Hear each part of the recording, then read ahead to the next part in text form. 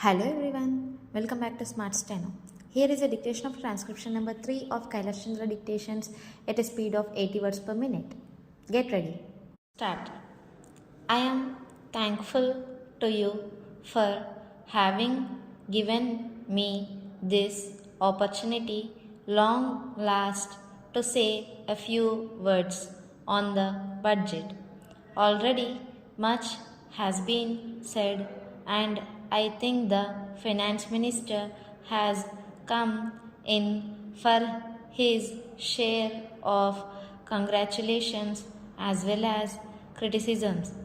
So there is not very much to say, but I should like to say a few words.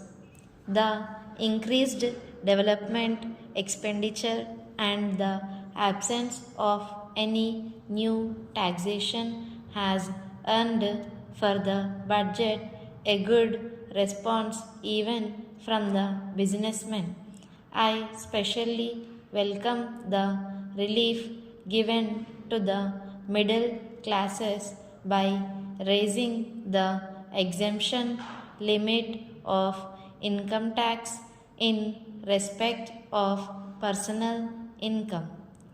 No doubt this is some relief to the middle classes, but I would request the finance minister if he could to raise this exemption limit from rupees 4,000 to rupees 6,000, as that would give substantial relief to the middle classes. I am indeed glad that the Taxation Enquiry Commission has been appointed with Dr. John Mathey as the chairman, and I am sure that many of the vexed problems may be solved through this commission.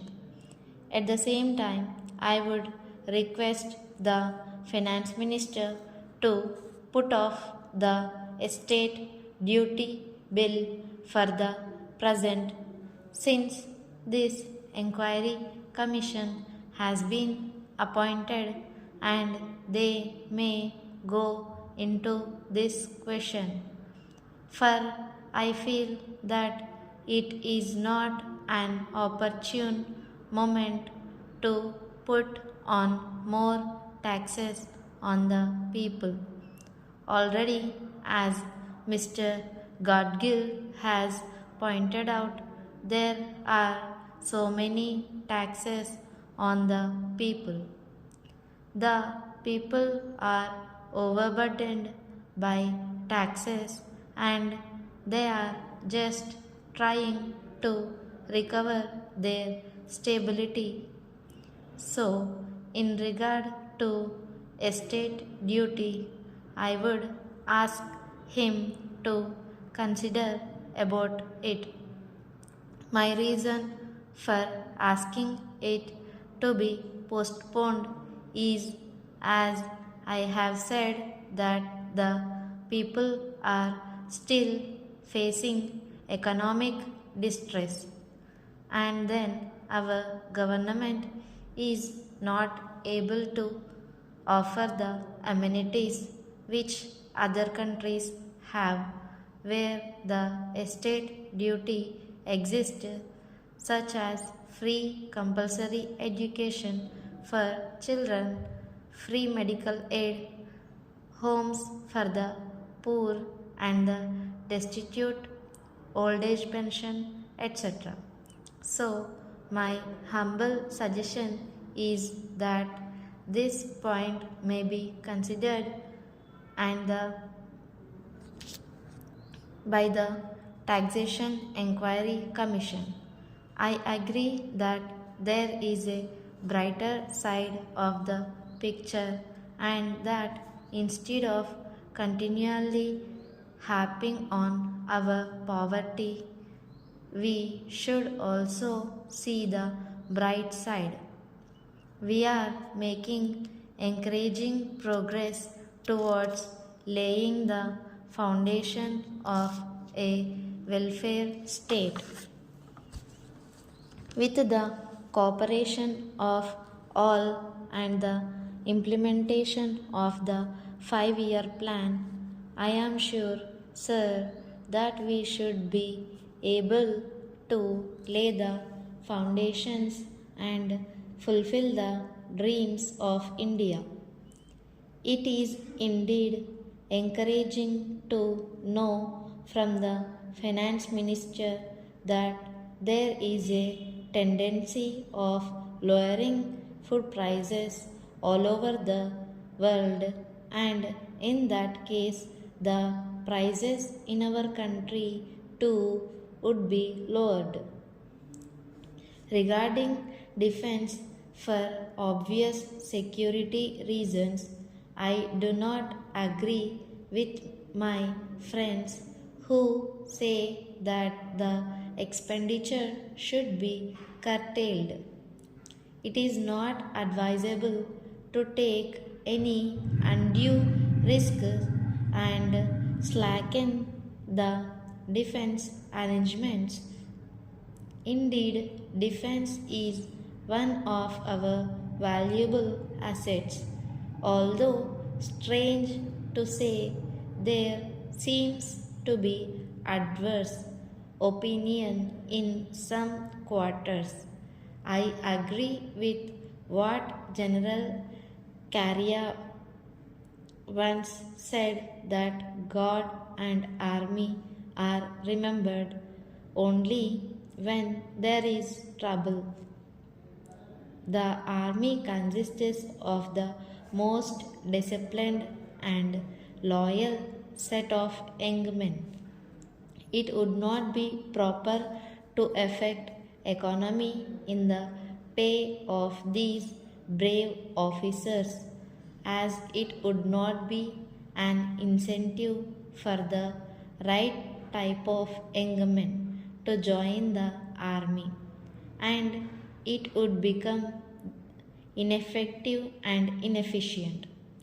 I believe already officers who were drawing rupees 1400 as their pay are now getting only rupees 700 and about rupees 100 as allowance.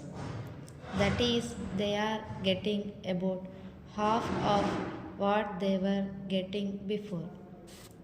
It is very hard for those officers on field duty to establish separate establishments for their families and for their children, and I would specially appeal to the finance minister to see that the family allowances may be restored to those officers who are on field duty. Economy in army could be affected in other ways. There is scope for more efficient operation of defense industries, which process seems slow, and by purchase policy of utilizing goods and stores indigenously manufactured.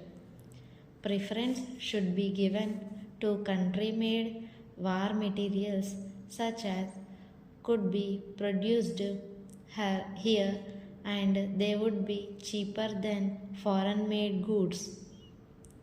I may also suggest that the armed forces who are not on field service or under any operational commitments could be utilized for giving military training to the youths in schools and colleges, which would teach discipline and loyalty. The university authorities should make military training as part of their compulsory education, just as they have adopted social, domestic, and political sciences. The National Cadet Corps is already inculcating military training in some universities such as Bombay and Calcutta. But if military training is made compulsory for our university students, it will go a long way. Thank you for watching. Subscribe for more shorthand dictations. Like and share this dictation with your friends and comment your doubts below.